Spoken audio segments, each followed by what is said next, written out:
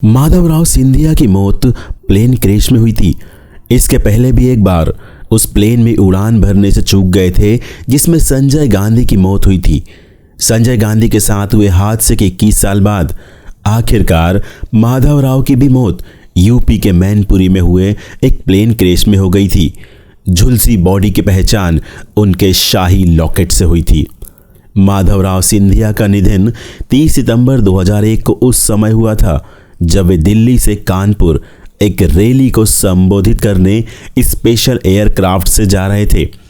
UP में मैनपुरी के भैंसरोली गांव के ऊपर एयरक्राफ्ट में आग लग गई।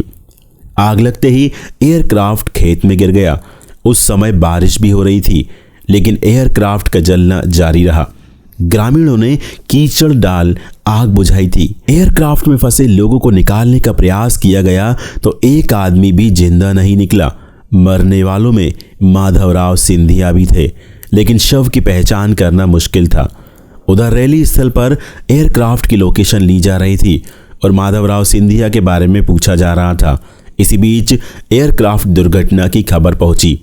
पुलिस अफसर दुर्घटना स्थल पहुंचे और जब एयरक्राफ्ट का दरवाजा तोड़ा गया तो सभी सीट बेल्ट से बंधे मिले। हादसा इतनी जल्दी में हुआ कि लोगों को सीट बेल्ट खोलने तक का मौका नहीं मिला। बॉडीज की पहचान करना मुश्किल था। एक शव के गले में लॉकेट था, इस पर मां दुर्गा अंकित थी।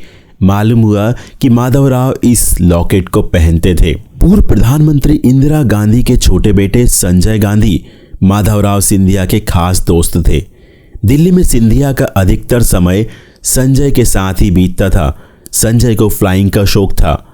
मई 1980 इंदिरा गांधी के करीब रहे धीरेन्द्र ब्रह्मचारी ने संजय के लिए एक छोटा विमान पिट्स विदेश से मंगवाया। विमान को जल्दबाजी में दिल्ली के सफदरगंज हवाई अड्डे पर असेंबल कर फ्लाइंग क्लब को दे दिया गया। 20 जून 1980 को क्लब के इंस्ट्रक्टर ने विमान को उड़ाकर देखा।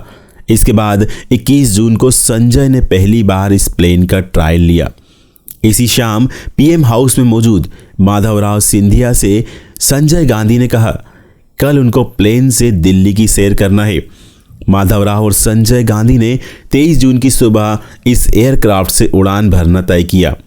सुबह संजय गांधी तो तय समय पर पहुंच गए, लेकिन माधवराव नहीं पहुंच पाए। उधर संजय गांधी ने सफदरगंज एयरपोर्ट से एक पायलट सुभाष सक्सेना के साथ उड़ान भर ली। संजय गांधी ने उड़ान भरते ही एयरक्राफ्ट के साथ आसमान में 3 लूप बनाए और चौथा लूप बनाते समय एयरक्राफ्ट नीचे आ गिरा। नीचे गिरते ही संजय गांधी और पायलट का निधन हो गया। माधवराव सिंधिया समय पर नहीं पहुंच पाए, जिसके कारण संजय गांधी अकेले ही एयरक्राफ्ट लेकर उड़ गए। इस तरह माधवराव ने मौत को चकमा दे दिया।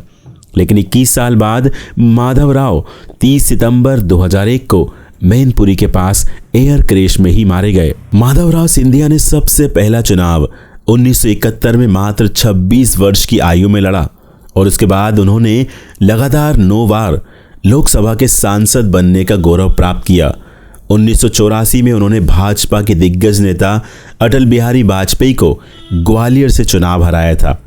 इसके बाद जब हवाला कांड में उनका नाम कथित रूप से आया और नरसिंह राव ने उन्हें टिकट नहीं दिया, तो मध्य प्रदेश विकास कांग्रेस बनाकर चुनाव में सामने आए और रिकॉर्ड मतों से विजयी हुए। उन्हें ग्वालियर के लोगों पर पूरा भरोसा था। यही कारण था उन्होंने अपनी अलग पार्टी बनाई और बाद में कांग्रेस के साथ फिर से जुड़ गए। माधवराव सिंधिया लगातार 9 बार लोकसभा के सदस्य चुने गए और कभी हारे नहीं। ग्वालियर को उन्होंने एक अलग तरीके से देश के नक्शे पर उभारने का प्रयास भी किया और यही कारण है कि आज ग्वालियर में यूनिवर्सिटी स्तर के जो 4 संस्थान दिखाई देते हैं, वह उनकी दूरदृष्टि का ही परिणाम है। आज देश में हर ओर बुलेट ट्रेन की चर्चा हो रही है, लेकिन इस तेज गति की ट्रेन की शुरुआत माधवराव ने उस समय की थी जब वे राजीव गांधी के मंत्रिमंडल में रेल राज्य मंत्री थे। उन्होंने ही सबसे पहले दिल्ली से ग्वालियर तक शताब्दी एक्सप्रेस को चलाकर दिखा दिया कि भारत वर्ल्ड क्लास ट्रेन चला सकता है। शायद यही कारण रहा कि वे अकेले मंत्री थे जिनका विभाग पूरे 5 वर्ष तक उस समय के प्रधानमंत्री राजीव गांधी ने नहीं बदला।